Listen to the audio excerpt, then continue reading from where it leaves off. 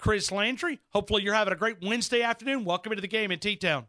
Ryan, I'm having a great Wednesday. I hope you are. And it's fun to be in the throes of the football season. No doubt. And I think it's this guessing game as we try to determine what this team has and what this team has and what they lack. But can you learn anything about Alabama and Arkansas State? Is there anything that you could take away from what you do about this football team? Anything you learned about Alabama? Oh, yeah. You know, people say, well, you can't learn much. Well, you can. It's just maybe not the things and maybe not looking for the right things. But first of all, it's not an awful team. And what you can learn, let's just take an opponent that's just not really good. What can you learn against an opponent like that? Well, you can learn from a technique and assignment standpoint how a guy lines up. How a guy lines up in press coverage and what hand he uses and technique. That is fundamental in whether you're doing it against a blocking sled or a weak opponent. You can still ascertain a lot from that.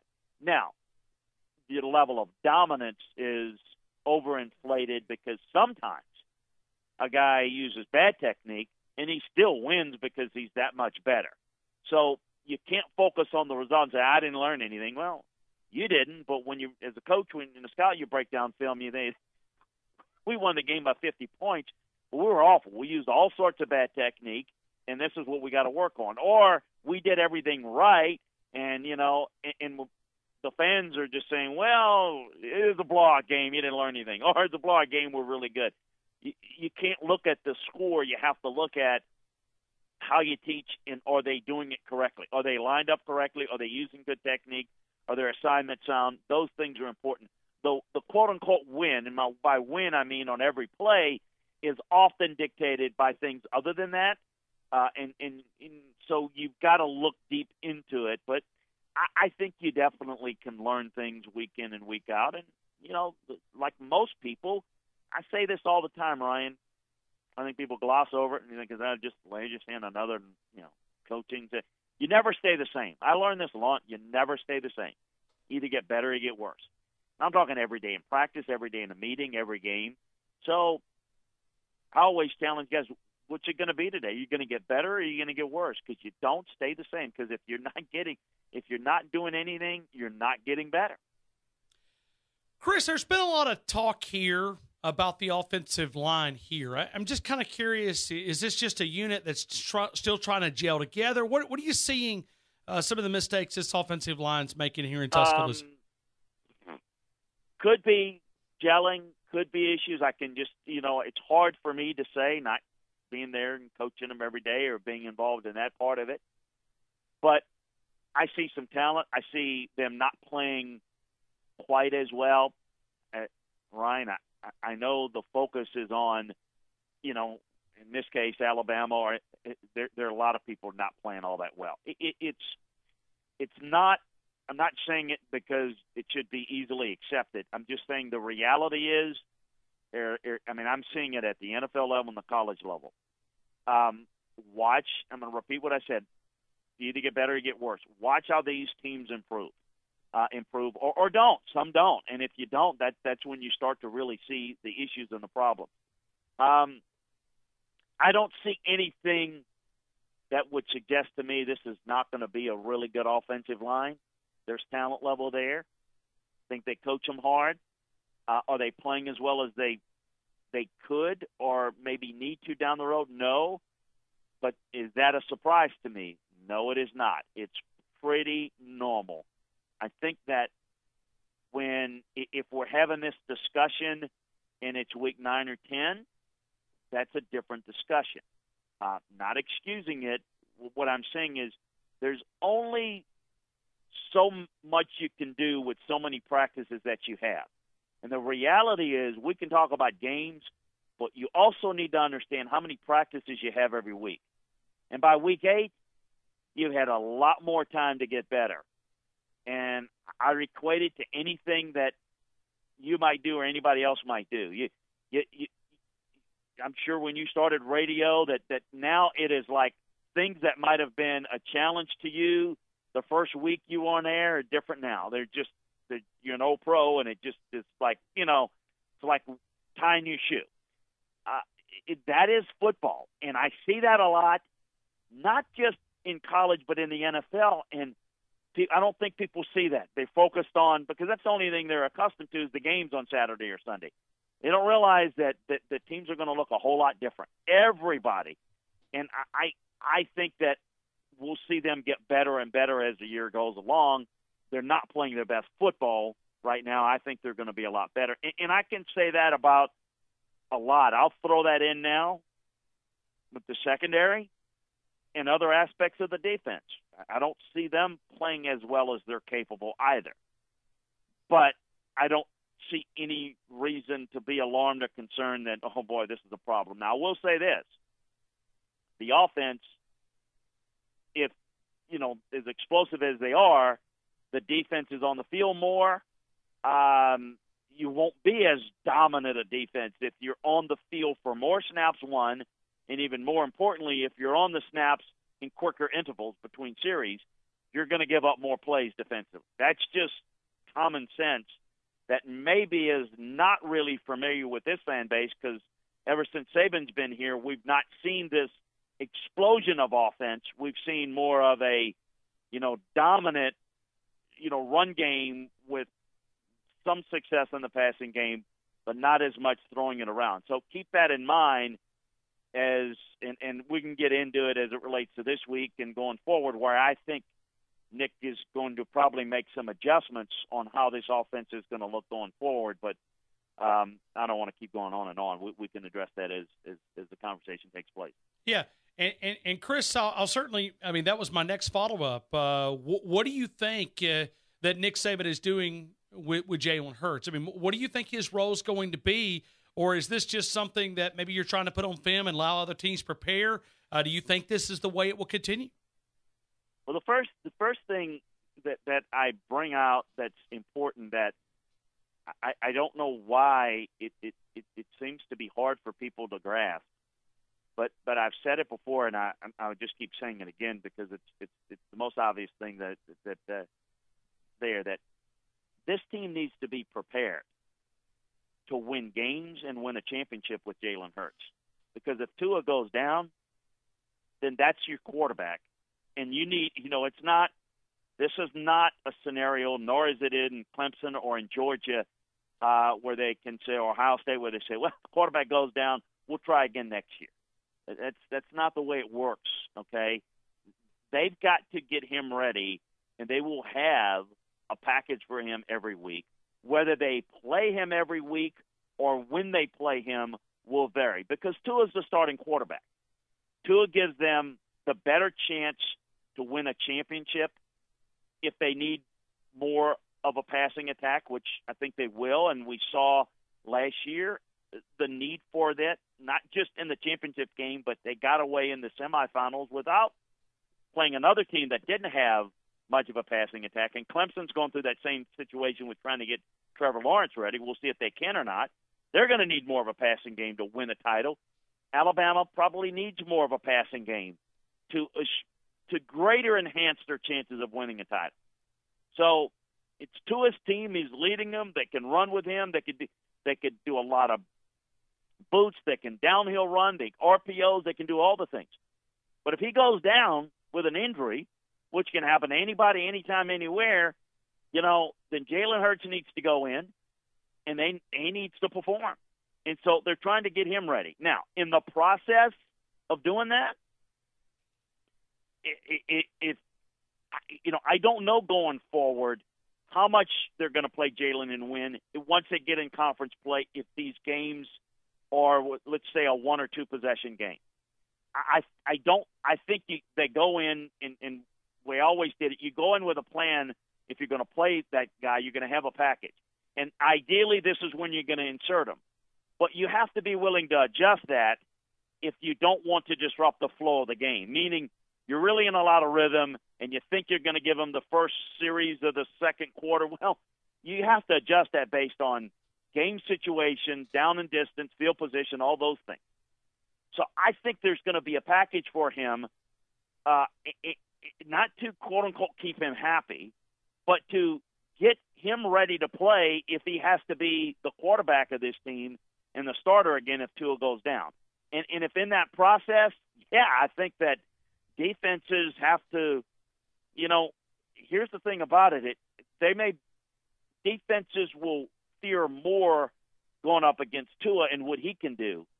But if you got to take a certain amount of practice time to say, we got to prepare for the zone read and we got to prepare for the option stuff that they run with Jalen Hurts, it takes time away from your practice time. You only got 20 hours in a week. You still have to practice it if you think he might play, meaning Hurts. So I think in the whole purpose of him doing it is to prepare if Tua is hurt, but in that process, it's difficult to have to prepare for two, even though people might think, well, Tua's the tougher guy to prepare. Already is. But you still have to prepare for Jalen if he's going to be there for a couple of series, because what he does is a little bit different. Now your eye discipline of how you play when Jalen's in the game is different when Tua.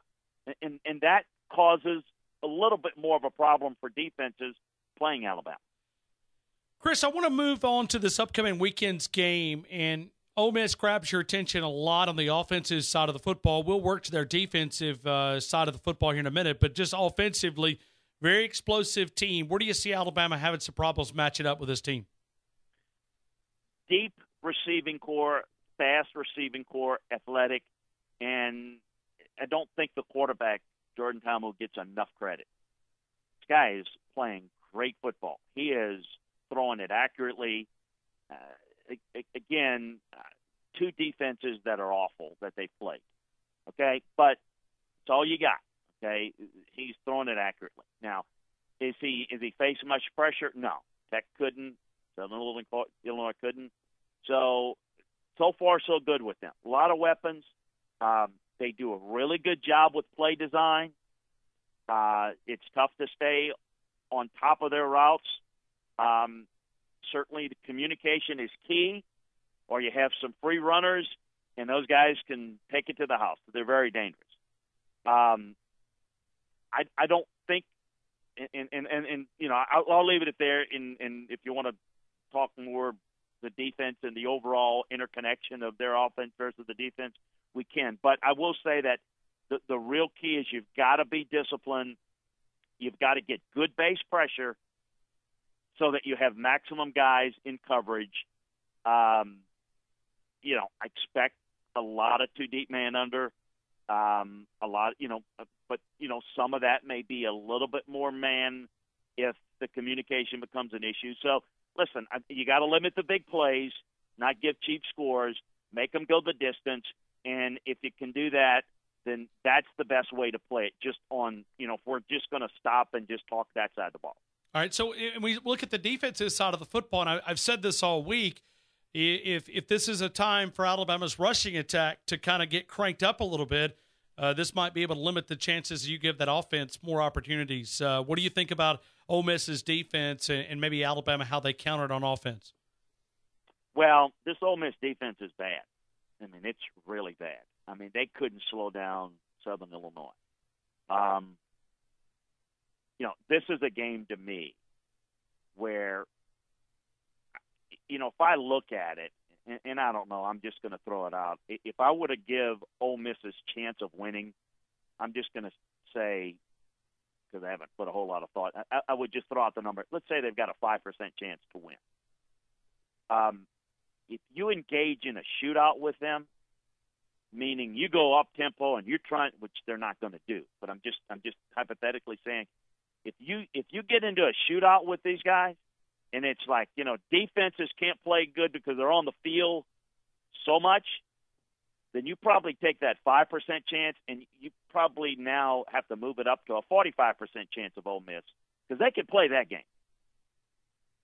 What Ole Miss can't do, and where I think I know what Nick's going to do, I think that Ole Miss is going to have to crowd the box heavy to try to slow down the run, and I think Alabama will throw the football, get one-on-one matchups, will vacate the safeties out of the middle of the field, and they'll make big plays in the passing game. And then I think Alabama's going to run the football and bury them and win the game that way. I don't think, to me, 50-35 is not going to be very pleasurable for the head coach.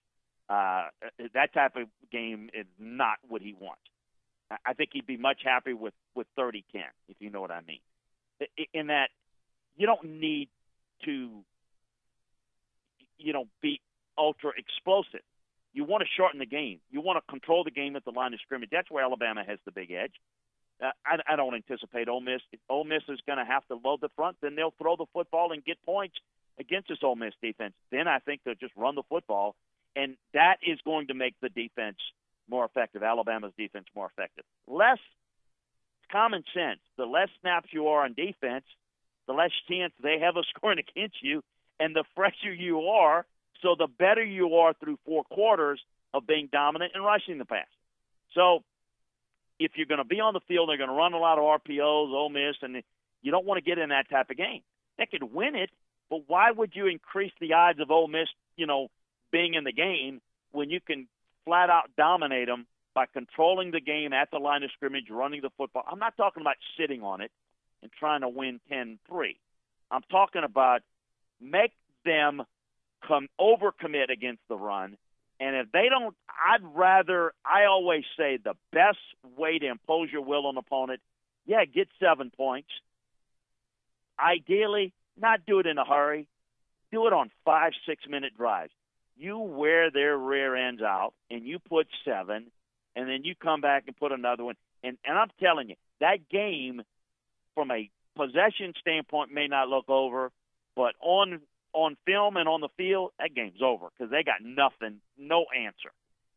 You gradually start to wear them out. But I think if Ole Miss overcommits, I think Alabama is now in a better position to take advantage of attacking your defense with the passing game. So, in essence, I'm saying they can run the football at Ole Miss and win this game pretty much any way they want. If they get into kind of a fast-paced shootout, well, that's advantage.